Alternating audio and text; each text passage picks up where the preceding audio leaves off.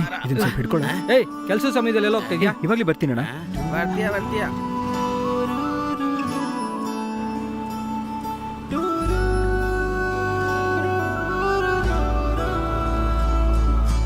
ಏಯ್ ನಿಲ್ಸು.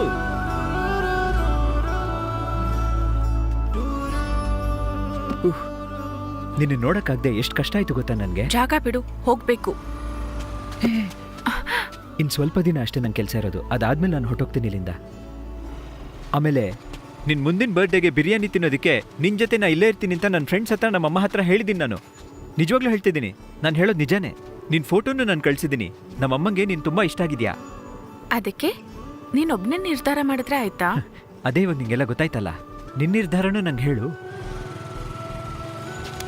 ಒಂದ್ ನಿಮಿಷ ಇರು. ಹೇಗಿದ್ರು ಮುಂದಿನ ಫಿಲ್ಮಲ್ಲಿ ನಾನೇ ಹೀರೋ ಆಗಿರ್ತೀನಿ. ಅದಾದ್ಮೇಲೆ ನನ್ನನ್ನು ಹಿಡಿಯೋದು ತುಂಬಾ ಕಷ್ಟ. ಹೇ ಹೈದ್ರು, ಏನ್ ಮಾಡ್ತಿದ್ಯಾ? ಬಾ.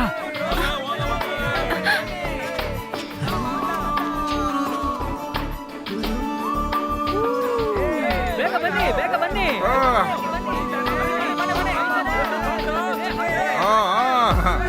ಎಷ್ಟು ದೊಡ್ಡ ಮೀನ್ ನೋಡ್ರು.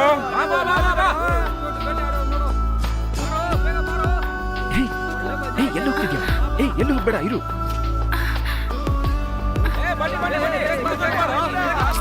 ಬಿಡು.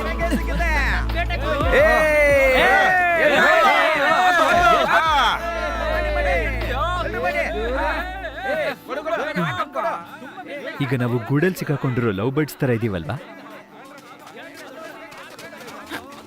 ಏನ್ ಮಾಡೋದು? ಅಮ್ಮಂಗ್ ಗೊತ್ತಾದ್ರೆ ಕೊಂದ್ಬಿಡ್ತಾರೆ. ಇದನ್ನೇ ವಿಧಿ ಅಂತ ಹೇಳೋದು. ಇದೇ ಸರಿಯಾದ ಸಮಯ. ನಿನ್ ಪ್ರೀತಿನ ನಂಗೂ ಹೇಳು. ಅವತ್ತು ನೀರಲ್ಲಿರ್ಬೇಕಾದ್ರೆ ನಿನಗೊಂದು ಮುತ್ತು ಕೊಟ್ಟಿದ್ದು ಸ್ವಲ್ಪ ಓವರ್ ಆಗಾಯ್ತು, ನಂಗೆ ಗೊತ್ತು. ಅದೆಲ್ಲ ಮರ್ತ್ಬಿಡು. ನಾ ಅವತ್ತು ನಿನ್ನ ನೋಡಿದಾಗ ನನ್ನನ್ನು ನನಗೆ ಕಂಟ್ರೋಲ್ ಮಾಡೋಕ್ಕಾಗಲಿಲ್ಲ. ಅದಕ್ಕೆ ಆ ಥರ ಆಯಿತು. ನನ್ನನ್ನು ಕ್ಷಮಿಸ್ಬಿಡು.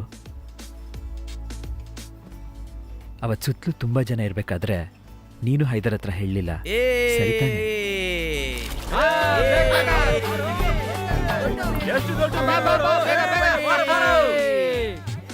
ಹೀಗೆ ತಾನೆ ಲವ್ ಸ್ಟಾರ್ಟ್ ಆಗೋದು. ಎಷ್ಟು ಮೂವಿನಲ್ಲಿ ನೋಡಿದ್ದೀವಿ.